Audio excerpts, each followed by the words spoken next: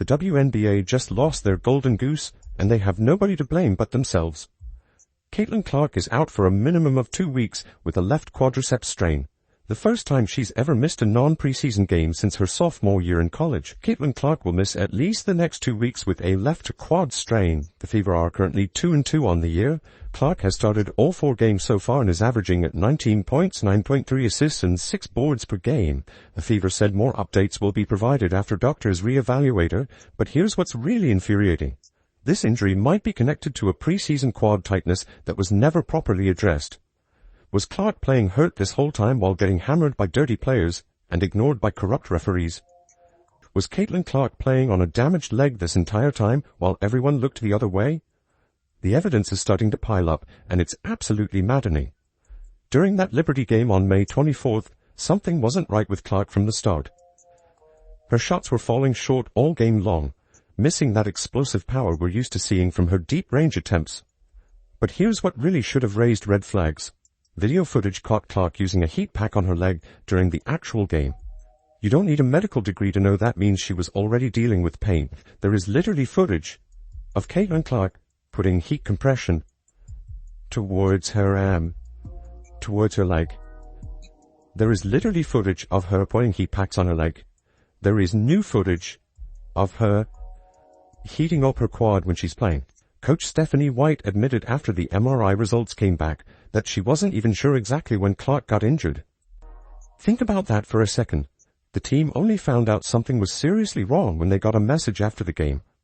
White said, "I'm glad that she did because we need to nip this in the bud," referring to Clark finally speaking up about her discomfort.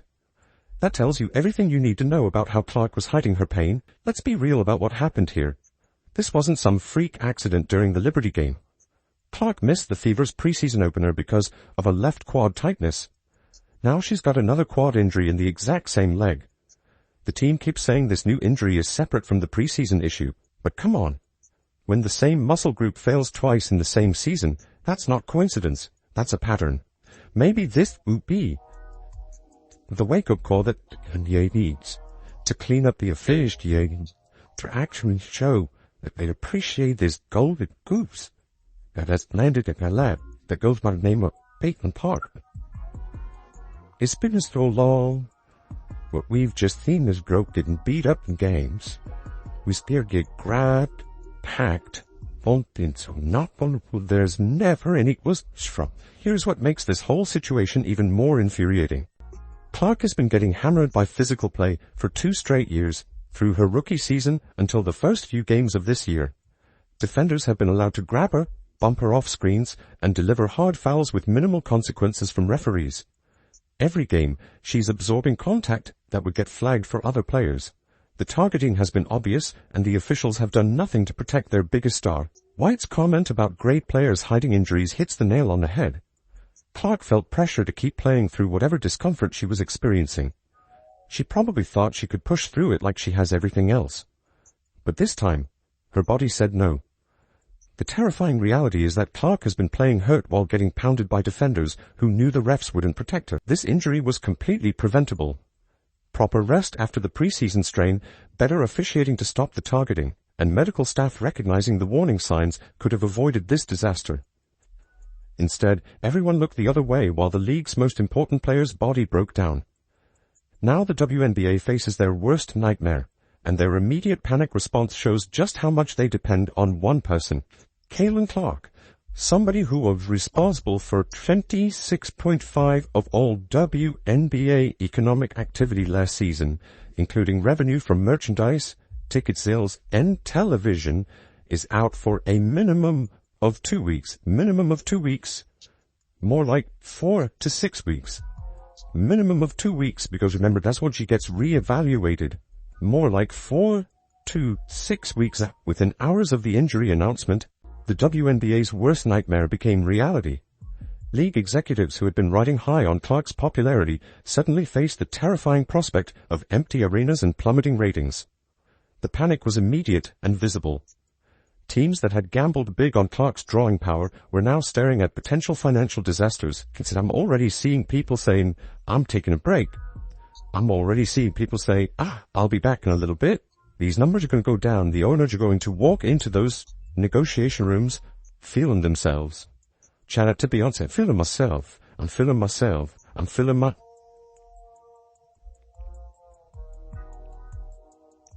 Again, they're lucky this is only a rumored 2 to 4 weeks. Because if the news was the season, people would tune out 100%. The Washington Mystics had already moved their upcoming game against the Fever to a larger venue in Baltimore, banking on the massive crowds that follow Clark everywhere she goes. Now they're dealing with refund requests from fans who bought tickets specifically to see the player sensation. You know what's embarrassing? Having to explain to disappointed fans that the only reason they upgraded venues was because of one player, and now that player isn't coming. There is one thing, no doubt, that's about to happen. The WNBA teams that move their games, this is about to be catastrophic for them. And it's kind of funny. The Chicago Sky made an even bigger bet, moving their Fever matchup to the United Center, home of the Chicago Bulls. This massive arena upgrade was supposed to showcase the league's growth and popularity. Instead, it's looking like a potential disaster with thousands of empty seats. Imagine the optics of a nearly empty United Center during a nationally televised game. That's the kind of embarrassment that sets a league back years. Here's the thing that should terrify WNBA executives. Their entire revenue model depends on a 23-year-old player. The May matchup between the Fever and Sky set a new record as the most-watched WNBA broadcast in ESPN's history, drawing 2.7 million viewers and peaking at 3.1 million. Those numbers don't happen because people love the league. They happen because people want to watch Caitlin Clark. CBS Sports and other broadcasters are already bracing for a massive ratings drop. Advertisers who paid premium rates for Clark games are probably having some uncomfortable conversations with their media buyers right now. The league built their entire marketing strategy around one person, and now that person is hurt. What is be the wake-up call to WNBA needs? Caitlin Clark is out for at least 2 weeks. Now, we are going to see what you guys, not just Indiana Fever, we're going to see what type of numbers this league can churn over without her. Attendance projections for upcoming Fever Road games show the harsh reality. Without Clark, these games go from must-see events back to typical WNBA matchups with modest crowds. Teams that were planning special promotions and expecting sellouts are now looking at half-empty arenas and disappointed fans. The WNBA just learned they built their house on sand, and now it's crumbling. 26 years into the league's existence, they finally found their superstar, and their negligence in protecting her is costing them everything. The financial scramble happening behind closed doors shows just how dependent they've become on Clark's star power. But while league executives panic about their bottom line, something even more disgusting was happening online as news of the injury spread. For a lot of you are like, this is perfect. Alright, because the WNBA accused the fandom and gave validity to some online trolls. Oh, by the way, I wonder if the WNBA has given validity to some other online trolls, while real basketball fans felt heartbroken. Some corners of social media threw a party. The announcement of Caitlin Clark's injury immediately triggered a wave of disgusting celebration posts, particularly from Angel Reese fans and Chicago Sky supporters. These people were actually celebrating that a 23-year-old player got hurt. Let that sink in for a minute. The toxic reactions flooding social media exposed something rotten in women's basketball. Posts celebrating Clark's injury spread across Twitter and Instagram, with users expressing glee that the league's biggest star was sidelined. Some fans openly admitted they were happy Clark couldn't play against their favorite teams. Others made jokes about the injury and suggested Clark was faking it for attention. The level of hatred directed at one player was absolutely shocking. This behavior connects directly to the season-long pattern of targeting Clark faced on the court. Players have been allowed to grab her, bump her off screens, and deliver hard fouls without consequences. The officials looked the other way while defenders took cheap shots. Now their toxic fan base is celebrating the inevitable result of that targeting. You can draw a straight line from the dirty play to the online celebration. The WNBA's failure to protect Clark enabled this poisonous environment to flourish. When the league allows physical targeting without punishment, it sends a message that Clark is fair game. When fans see their favorite players getting away with cheap shots, they feel justified in celebrating when those tactics finally work. The corrupt officiating created a culture where hurting Clark became acceptable. Commissioner Kathy Engelbert's complete failure to address the targeting represents leadership at its worst. She never made strong public statements defending her biggest star. She never addressed the obvious pattern of dirty play. Her silence gave everyone permission to treat Clark like a target instead of protecting the player, bringing unprecedented attention to the league. The inconsistent foul calls throughout Clark's rookie season, which extended to this year, tells the whole story.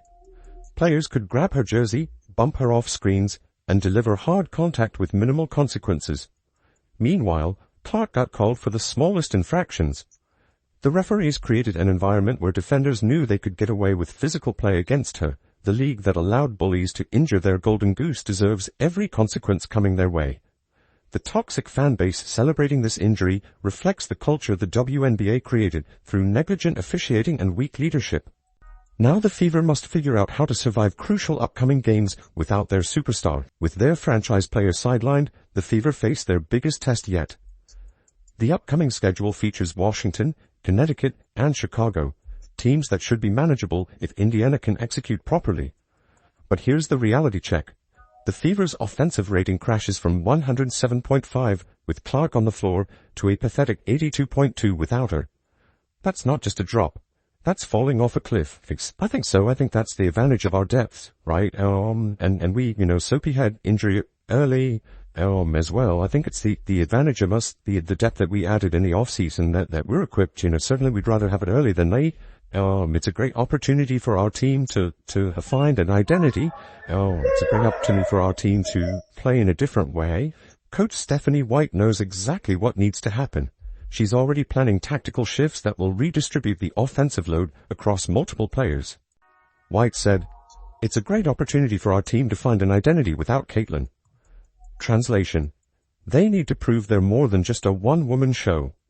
The pressure is on everyone to step up when it matters most. And I also think it's a great opportunity for Caitlin to watch the game from the sideline and to grow in almost like a coaching kind of mindset and see some different things that we might be talking about on film, addressing in practice to see it develop in live action. Aaliyah Boston becomes the focal point of White's new strategy.